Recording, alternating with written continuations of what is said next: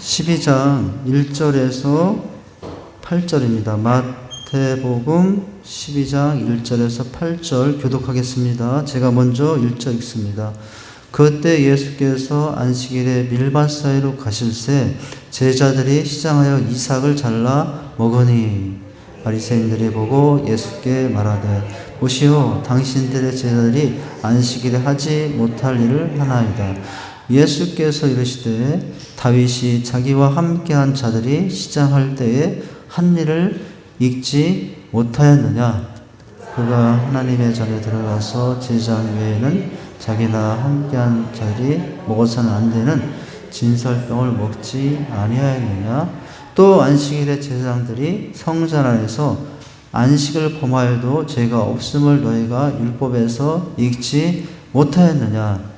내가 너희에게 이르노니 성전보다 더 큰 이가 여기 있느니라. 나는 자비를 원하고 제사를 원하지 아니하노라 하신 뜻을 너희가 알았더라면 무지한 자를 정죄하지 아니하였으리라. 인자는 안식일의 주인이라 하시니라. 아멘. 오늘서부터는 예배학교 10강이 진행이 됩니다. 예배학교 우리가 마지막 장이에요. 제목이 뭐죠? 열린 예배의 필요성입니다. 그럼 무슨 예배도 있다는 얘기예요? 반대도 있다는 얘기잖아요. 열린 예배 말고 무슨 예배예요? 닫힌 예배도 있다는 거예요. 이제 이 이름이 나온 것은 우리나라 상황과 관련돼서 이제 나온 단어라는 거예요. 이제 내용을 보시면은 열린 예배란 용어가 우리나라 전통 예배에 관련해서 이제 그 예배의 변화를 가져오는 중에 이제 구도자 예배들이 있었는데 그 구도자 예배라는 말이 선뜻 우리에게 어감상 친밀하게 다가오지 않기 때문에 우리 상황에 맞도록 닫힌 예배 형태의 예배 스타일을 그런 형식을 가져왔던 우리 교회의 모습과 비교가 되어져서 이런 단어를 구도자 예배가 아니라 이제 열린 예배로 해야 되겠다 해서 명칭을 이제 우리 나름대로 좀 이제 바꾼 거예요. 자, 그런 상황 가운데 이 열린 예배라는 단어가 나왔다는 것입니다. 자, 열린 예배. 그 부제목은 뭐죠? 예배는 무엇의 터전이요 선교의 도구입니다. 예배는 은혜의 터전이요 선교의 도구입니다. 라는 내용이죠. 자, 첫 문장 보면 이렇습니다. 이번 10강에서 배울 내용은 열린 예배. 열린 예배라는 용어는 1970년대 중반부터 시작된 시커 서비스. 이게 뭐냐면 구도자 예배예요. 시크라는 것이 찾는 사람들이라는 얘기잖아요. 서비스는 섬김이잖아요. 이게 뭐냐면은 한마디로 불신자들이 하나님 앞에 예배에 나와서 이제 은혜를 구하는 예배는 어떻게 드려야 될까? 기존에 우리 성도들이 드리는 예배는 너무 익숙해져 있잖아요. 그런데 전혀 하나님도 모르고 주님을 모르는 사람들이 교회에 와서 그 시커들이 와가지고 이제 구원을 찾는 사람들이 와서 예배를 드리는데 그런 사람들이 와서 예배를 드려도 전혀 그 예배가 낯선 예배가 되지 않도록 좀 개방적인 예배 스타일. 그런 스타일을 이제 가지고 이제 하고자 예배에 이제 개혁이 일어났던 거죠. 70년대 중반부터 시작된 이 구도자 예배를 반역이 아니고 번역이에요. 번역한 것으로 당시 유행하던 열린이라는 단어로 이제 의역하여 만들어진 순전히 한국적 사회 변혁의 과정에서 탄생한 용어가 뭐예요? 열린 예배예요. 원래 이 열린 예배는 그 열린 예배가 시작된 모습을 이제 그 상황을 이제 관련해서 언급이 된다면 우리도 구도자 예배라고 해야 되는 거예요. 그런데 구도자 예배가 아니라 구도자 예배 여러분 어렵잖아요.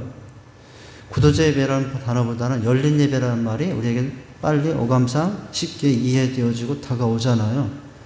그러니까 처음 교회에 나와도 전혀 낯설지 않고 부담스럽지 않은 그런 예배 형식을 이제 도입하고자 하는 거죠. 예배자로서 우리가 10년을 살고 20년을 살고 오면서 우리는 예배에 너무나 익숙해져 있어요. 그래서 우리는 예배에 너무나 익숙해져 있어서 전혀 낯설지가 않아요. 그런데 전통적인 옛날 형식의 예배를 드리는 교회에 올 때 뭐 경건성은 보이겠고 거룩한 것처럼 보이겠지만은 나와는 상관없는 예배구나. 그냥 그러고 돌아갈 수 있는 거죠. 그래서 이제 그런 상황 가운데 처음 믿은 사람이든 또는 오래 믿은 사람이든 특별히 예수를 믿으려고 처음 구도자의 길로 들어선 사람들이 와서 예배를 드리더라도 전혀 낯설지 않은 예배 형식을 취하고자 해서 나타난 예배의 형식이 뭐라고요? 그래서 열린 예배라는 거예요. 열린 예배. 자, 그 다음 문장 보면은 제10강에서 열린 예배에 대한 바른 예배와 자, 열린 예배의 종류, 성공적인 열린 예배를 위한 진행 방법에 대해서 살펴보도록 하겠다. 열린 예배를 위해서는 많은 준비가 필요하다라는 거죠. 이 열린 예배의 개혁과 변화를 위해서 근데 그것이 쉽진 않죠.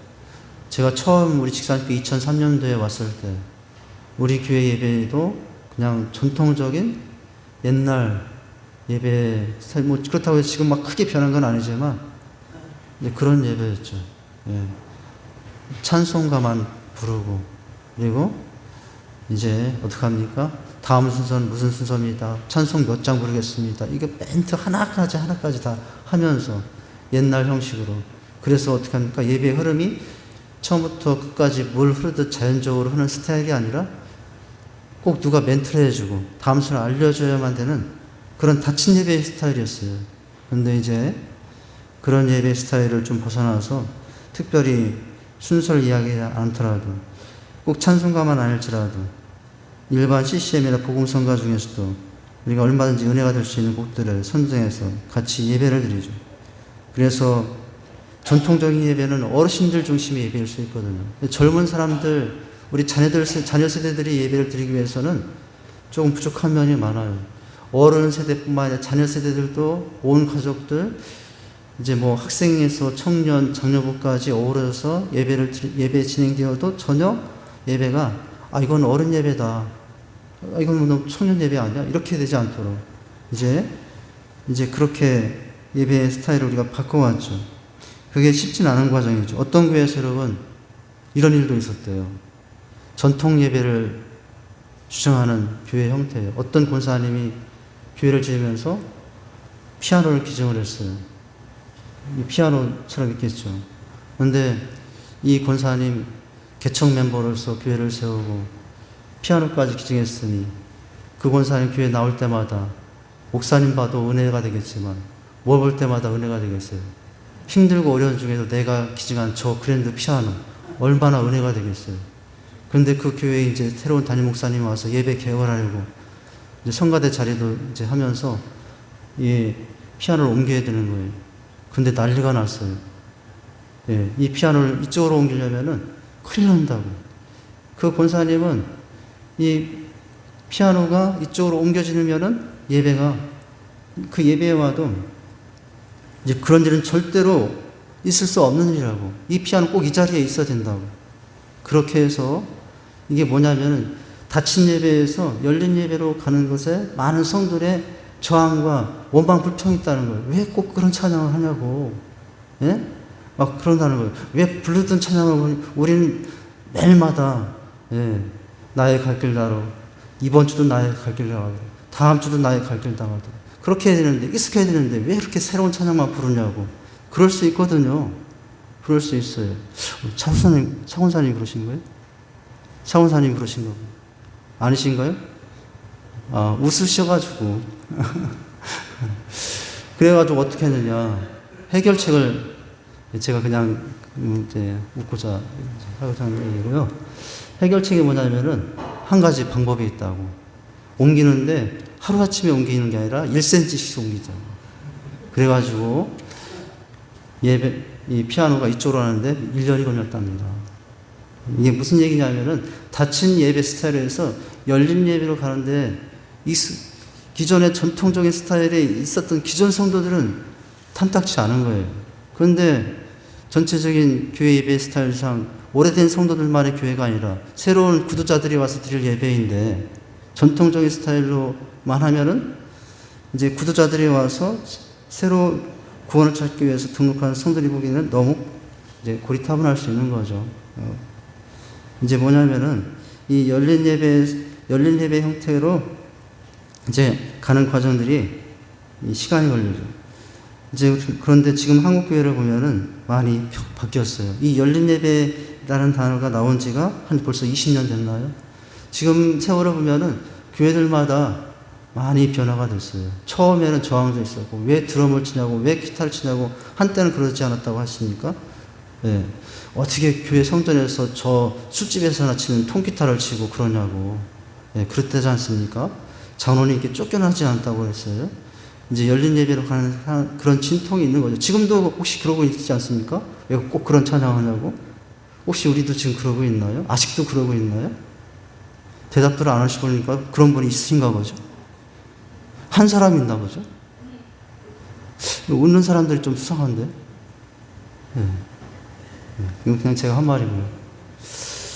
자, 이제 우리 예배 학교를 하면서 이제 식강 마무리를 하면서 그동안 구간까지 했던 예배의 그런 이제 형태와 내용들 변화가 이제 필요하고, 시대에 맞게 지금의 예배 스타일이요.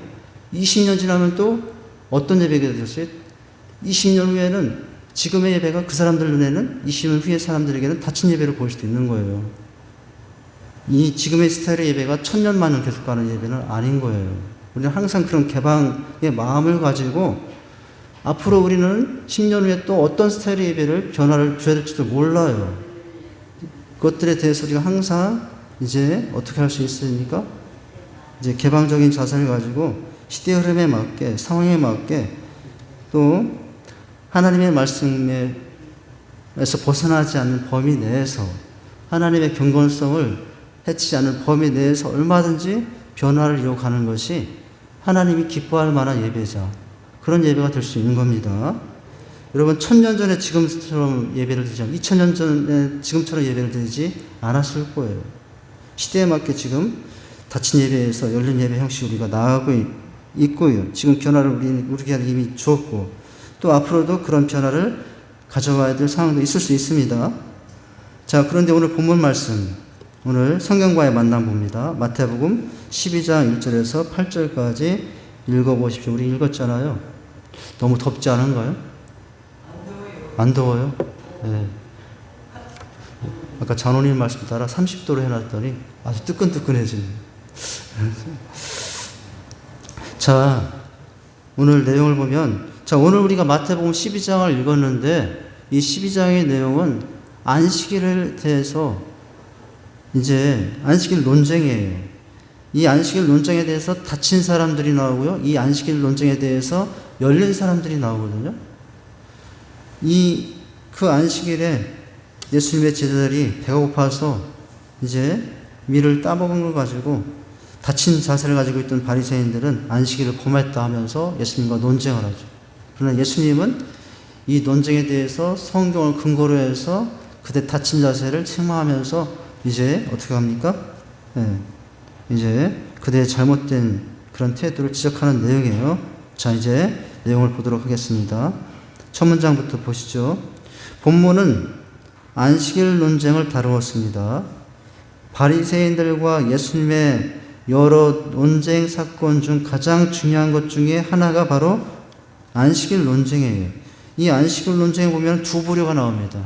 이 안식일의 이 상황에 대해서 닫힌 자세를 갖고 있는 예수님과 그 제자들의 모습과 함께 열린 자세를 가지고 있는 예수님과 그 제자들과 함께 닫힌 자세를 갖고 있는 바리새인들의 모습이 나오거든요. 안식일 논쟁.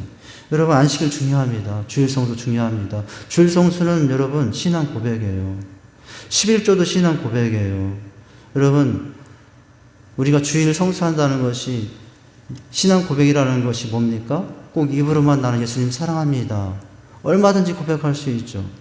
그런데 여러분, 입으로는 예수님 사랑한다고 하는데 주일은 그냥 상황 되면 늘 빼먹어. 그 사람의 신앙 고백은 조금 의심스러울 수 있어요. 근데 주일 성수는 뭡니까? 하루를 쉬는 거예요. 주일 성수하지 않고 열심히 내가 하루를 벌면 내가 내 힘으로 살 것처럼 생각하고, 그만큼 유익을 누릴 것으로 생각하잖아요. 그런데 왜 신앙 고백입니까? 내가 일주일에 한 번 내 일을 멈추고 쉬어도 하나님이 일하셔서 하나님이 채우십니다. 이 고백이 들어있는 게 주일 성수예요. 여러분 11조도 신앙 고백이에요. 11조를 드리면 당장 내가 가난해질 것 같고 이것저것 못할 것 같잖아요. 그런데 드리는 건 뭐예요? 이것 드려도 나는 하나님 주신 은혜 때문에 삽니다. 뭐 여러 가지 우리가 신앙 고백이라는 게 입술로만 하는 고백이 아니라 여러 가지 면이 있어요. 그죠? 자, 전도도 마찬가지예요. 내가 영혼을 사랑한다는 고백의 표현이 뭐예요?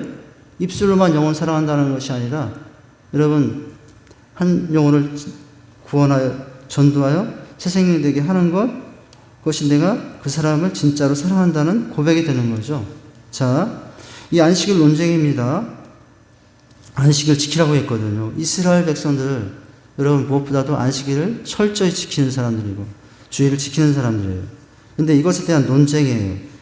성경에 보면은 너희는 안식을 거룩히 분명히 지키라고 말씀하셨거든요. 그날은 어떤 일도 해서는 안 된다고 했거든요. 자, 안식일 논쟁입니다. 바리새인들이 예수님께 던진 질문은 어떻게 안식일에 하지 못할 일을 하느냐는 것이었어요.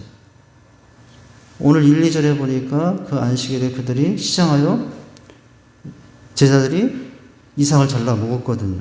그런데 이것을 안식일에 먹은 이것을 가지고 안식일을 안 지켰다고 논쟁하는 거죠. 다친 자세예요. 자, 안식일을 준수하지 않는 자는 사형에 처하도록 규정된 율법, 법이 있어요. 출애굽기 31장 14절과 15절에 보면은 안식일을 거룩히 지키라 했고 지키지 않은 자는 이제 돌에 맞아 죽게 할 수 있다. 뭐 이런 이것을 알고 있던 유대 종교 지도자들, 바리새인들은 예수님의 제자들이 안식일에 무엇을 잘라 먹은 일, 이삭을 잘라 먹은 일과 또한 예수님께서 안식일에 무엇을 하신 일, 13장에 보면은 병자를 고치신 일, 12장 13절에 보니까 이에 그 사람에게 이르시되 손을 내밀어 하시니 그가 내밀매 다른 손과 같이 회복된지라. 예수님께서 병자를 고쳤는데 안식일에 병자를 고쳐요. 제자들이 먹는데 안식일에 밀이삭을 따서 먹은 거예요. 자, 이것을 일종의 무엇으로 간주해요? 다친 자세, 일종의 노동행위로 간주한 거예요. 안식일에 하지 말아야 될 노동행위로 간주해서 밀이삭을 배고파서 먹었는데 안식일을 범했다. 손 마른 자가 있어서 예수님이 불쌍해서 고쳐줬더니 예수님 보고 안식일을 범했다. 이렇게 하고 있죠. 아무 일도 하지 말라고 했거든요. 아무 일도. 그런데 먹은 일도 안식일에 한 일이라고 하고 병자를 고치는 일도 하지 말아야 될 할 일이라고 생각하고 다친 자세거든요. 자, 노동행위로 간주하여 예수님을 정죄할 구실을 찾아낸 것이에요. 이에 대해 예수님께서는 율법의 외부적 규정 뒤에 숨겨져 있는 율법의 뭐예요? 근본 정신을 더 강조하면서 바리새인들의 외식주의를 단호히 배격했다는 거예요. 단호히 배격했다. 다친 예배 스타일, 예, 조용하고 경건하고 찬송가만 부르고 또 예배 시간마다 이렇게 이제 경건한 모습만 강조하는, 예. 그걸 강조하다 보니까 뭘 잃어버렸어요? 예배의 근본 정신을 잃어버리고 형식에 취하여 우리는 예배를 잘 드렸다. 뭐 그렇게 다친 자세의 모습을 가질 수 있는 상황인 거죠. 이제 그것과 관련해서 이 말씀을 지금 하게 된 겁니다. 이들의 뭐예요? 안식일을 거룩히 지키라고 하는 이 근본 정신을 몰라서 이런 다친 자세를 가졌다는 거예요. 근본 정신을 알았다면은 그래, 그럴 수 있지. 안식일. 그럼 안식일을 범한 것이 아니지. 죽은 자를 살리는 것 좋은 일이지. 배고픈데 먹는 것, 예수님이 제자들에게 이제 준 것, 뭐 그것은 이제 별 문제가 없지. 이렇게 할 수 있는데 다친 자세가 보니까 모두가 다 이제 정죄하는 모습이 된 겁니다. 받아들이지 않는 자세가 된 거예요. 여러분 사람도 마찬가지예요. 다친 자보다는 우리들도 마찬가지예요. 내가 다친 자의 모습인지 열린 자의 모습인지 한번 돌아볼 수 있어야 합니다. 나는 물론 어떤 진리 안에서 확정된 말씀 안에서 이제 물러설 수 없는 것, 타협할 수 없는 건 분명히 있어요. 그런 경우임에도 불구하고 좋은 게 좋다 타협하면서 그건 열린 자세가 아니에요. 타협하지는 않지만 하나님의 말씀에 기고 아니고에 대한 확실한 주관을 가지고 있으면서도 그 말씀의 범위 내에서 얼마든지 우리는 이해할 수 있고 또 그 상대를 포용할 수 있고 배려할 수 있고 이런 자세를 우리가 가져야 돼요. 그죠? 신앙 외적인 지금 예배와 관련해서 삶과 관련해서 그런 자세도 필요합니다. 자, 근데 이 바리새인들 보면 너무 이제 다친 자세예요. 자, 이 본문을 통해 알 수 있는 것은 어떤 형식보다는 그 안에 담겨져 있는 원리를 알아야 된다고요. 예배의 형식에만 맞추는 것이 아니라 그 예배를 드리는 목적이 무엇이고 그 예배를 받으신 대상이 누구인신가를 분명히 인식하는 것이 더 중요하다는 사실을 일깨워주고 있다. 여러분, 이 찬양을 하는데 이 찬양을 했냐 아니냐보다 더 중요한 게 뭐예요? 이 찬양을 통해서 하나님께 나아가고 있느냐, 이 찬양이 내가 하나님을 향하여 주님을 향해 영광을 돌리고 있느냐, 이 찬양이 누구를 향하여 있느냐, 그게 더 중요한 것이거든요. 그게 더 중요한 거예요. 이 찬양을 해야 되느냐, 이 찬양은 새로운 찬양이냐, 아니면 CCM이냐, 복음성이냐. 물론 CCM과 복음성도 일단 범위가 있어요. 범위가 있고 한계는 있어요. 이제 곡조상, 가사 내용상 어느 정도 한계는 있어야 됩니다. 한계는 있어야 돼요. 그러나 이제 목적이 무엇이고 예배 대상 받으시는 분이 누구인가가 더 중요하다는 거예요. 우리는 열린 예배를 준비하며 나올 때 항상 이것을 중심으로 예배 개혁을, 예배 갱신을 이루어갈 수 있어야 된다고요. 우리 예배의 목적이 뭐고 예배의 대상이 무엇인가를 기준으로 해서 항상 그 기준에 벗어나지 않는다면은 이제 우리가 생각한 대로 예배의 변화를 줄 수 있는 거죠. 그런 모습으로 나가야 되는 거예요. 자, 1번부터 보십니다. 자, 1번 문제 한번 같이 읽어보겠습니다. 시작. 본문은 예수님께서 안식일 사건을 통해 예배의 본질이 무엇인지를 가르치는 부분입니다. 안식일에 예수님의 제자들이 행한 일은 무엇입니까? 여러분, 안식일을 범하지 말라고 했는데 1절 다시 한번 볼까요? 1절에 뭐라고 했습니까? 1절을 다시 한번 읽겠습니다. 시작. 그때 예수께서 안식일에 밀밭 사이로 가실 때 제자들이 시장하여 이삭을 잘라 먹으니. 예수께서 무슨 날? 안식일에. 안식일은 범하지 말라고 했고 아무 일도 하지 말라고 하신 날이거든요. 그런데 아무 일도 하지 말라고 한 그날에 제자들이 뭐 했어요? 시장하여 밀 이삭을 잘라 먹었어요. 다친 자세를 가지고 있던 바리새인들, 어떻게 하면 예수님의 허점을 잡을까 늘 틈을 타고 있던 이 바리새인들은 아타 이것이 기회구나 하라고 하면서 이것을 이제 물고 늘어지는 거예요. 이것을 물고 늘어져서 잘 걸렸다 하면서 이걸 가지고 꼬투리를 잡으려고 하는 거죠. 다친 이제 바리새인들의 모습이에요. 자, 그 밑에 설명을 보면 제자들의 이 행위는 근데 뭐예요? 정말 안식일을 범한 것일까요? 자, 제자들의 이 행위는 당시 안식일에 해서는 안 될 39종 중 추수금지 규정을 범한 것에 해당되었어요. 법에는 안식일을 범하지 말라고 했지만은 안식일을 범하지 않기 위해서 여러분 여러 가지 율법이 아니라 사람이 만든 규정을 만들었다. 안식일에는 불을 떼지 말아야 된다. 안식일에는 물건을 사고 팔지 말아야 된다. 안식일에는 몇 킬로 이상 밖으로 나가면 안 된다. 하나님의 말씀 성경엔 그런 건 없어요. 그런데 안식일을 잘 지키기 위해서 열정은 여러분 안식을 잘 지키고자 하는 그 태도는 그런 세부적인 규칙까지 무려 39가지까지 그런 세부적인 규칙을 만든 그 자세는 좋아요. 안식일을 거룩하게 지키려고 하는 그들의 열정은 보이죠.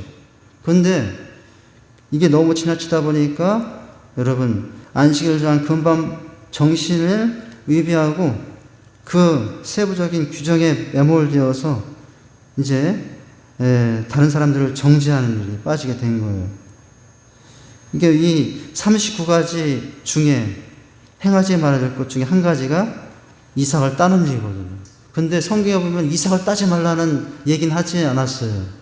안식일을 거룩히 지키라고만 했을 뿐이지, 안식일은 일하지 말라고만 했을 뿐이지, 이제 안식일은 이삭을 잘라서 먹으면 안 된다. 이런 것은 없는데 그들은 지금 어떻게 하고 있어요? 그걸 가지고 안식일을 범했다고 하는 거예요. 다친 자세입니다. 다친 자세.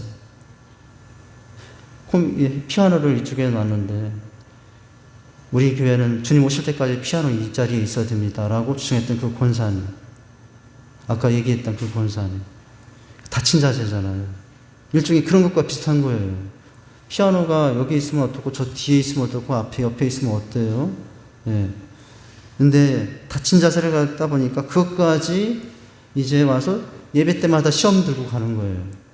예배 때마다 은혜 받고 가야 되는데 그것 때문에 시험 받고 가는 거예요. 이게 닫힌 자세들의 모습이라고 할 수 있어요. 자, 우리도 이제 열린 사람들이 돼야 되겠죠. 자, 2절에 보면 읽습니다. 2절 문제를 같이 보시죠. 시작. 제자들의 행동을 본 바리새인들은 예수님께 뭐라고 말씀하셨습니까? 잘됐다. 딱 걸렸다. 이제 걸렸다고 바리새인들이요. 뭐라고 했습니까? 2절 시작. 바리새인들이 보고 예수께 말하되 보시오 당신의 제자리 안식일에 하지 못할 일을 하였나이다. 이삭을 잘라먹은 것을 하지 못할 일이라고. 이것은 율법에 있는 사항이 아니라 39개 중에 한 가지 정했던 규칙들이거든요. 자, 설명을 보면 이렇습니다. 당신의 제자들이란 말에서 바리새인들은 제자들의 행위에 대한 책임을 누구께 돌리고 있어요? 예수님께 돌리고 있음을 알 수 있어요. 결국 이 제자들의 행동 속에서 누구를 책잡고자 하는 의도가 있었다는 것을 알 수 있어요. 예수님을 책잡고자 하는 그들의 닫힌 자세가 있었다는 것을 알 수 있습니다. 즉 그들은 예수가 스승으로서 마땅히 안식일을 더럽히는 제자들의 행위를 제재해야 함에도 불구하고 아무런 행동도 취하지 않았다. 자, 않았기 때문에 제자들이 그와 같은 죄를 범했다고 하고 있어요. 닫힌 자의 모습으로 보니까 안식일에 이삭을 따먹은 게 뭐예요? 죄가 된 거예요. 죄가 아닌 거죠. 안식일을 범하는 일도 아니고. 예. 닫힌 자세가 되니까 이렇게 되는 거죠. 어떤 닫힌 자세로 보면 모든 사람들이 못마땅해. 예. 예배도 마찬가지예요. 닫힌 자세로 예배를 임하면 예배 순서마다 못마땅해. 왜 기도는 그렇게 해야 되냐고. 기도는 조용히 해야지. 물론 여러분 기도는 조용히 할 수도 있고 기도는 소리 내서 할 수도 있고 다 포용할 수 있어야 돼요. 때로는 어떻게 해야 됩니까? 예, 옆에 있는 사람들을 배려하면서 기도를 조용히 할 수 있어야 돼요. 그러나 기도는 또 하나님께 부지런을 했으니까 어떻게 할 수도 있어요? 부르짖어 기도할 수도 있어요. 개방적인 자세를 가지고 있어야 돼요. 왜 찬송을 그 찬송을 부릅니까? 예, 지금 이들의 이런 지적은 그런 것과 같은 거죠. 이제 예배 스타일이 그렇습니까? 예. 왜 우리 교회 예배는 다른 예배 스타일과 순서들이 틀리고 다른 교회 예배들이 보니까 사도신경도 요즘 현대적으로 바뀌어가지고 하는데 왜 우리 교회 사도신경은 옛날 스타일 그대로 합니까? 요즘 사도신경도 바뀌었어요. 어떤 식으로 바뀌었냐면은 일반 문장 형식으로 바뀌었어요. 지금 우리 사도신경은 어떻게 하죠? 전능하사 천지를 만치 이렇게 하잖아요. 근데 사도신경문이 풀어가지고 일반 문장으로 현대어로 바뀌었거든요. 근데 저는 그게 마음에 안 들어요. 옛날식이 더 좋아요.